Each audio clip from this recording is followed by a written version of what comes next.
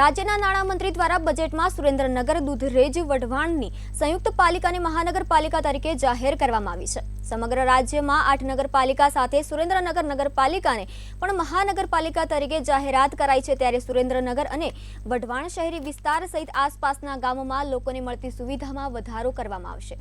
તેમજ મહાનગરપાલિકા જાહેર કરતા સરકાર દ્વારા વધુ ગ્રાન્ટ ફાળવવામાં આવતા રોડ રસ્તા પાણી સફાઈ સહિતની સુવિધાઓમાં વધારો થશે, જેથી સુરેન્દ્રનગર સંયુક્ત પાલિકાના પ્રમુખે સરકારના નિર્ણયને વધાવી મહાનગરપાલિકા જાહેર કરતા આનંદની લાગણી વ્યક્ત કરી હતી।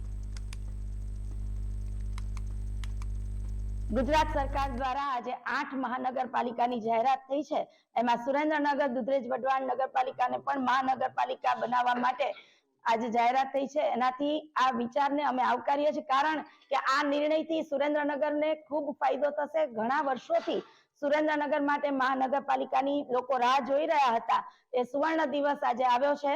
મહાનગરપાલિકા થવાથી ખૂબ સારો વિકાસ આપણા શહેરનો થઈ શકશે। કેવા પ્રકારની સુવિધાઓમાં વધારો થશે આપણી દેશ?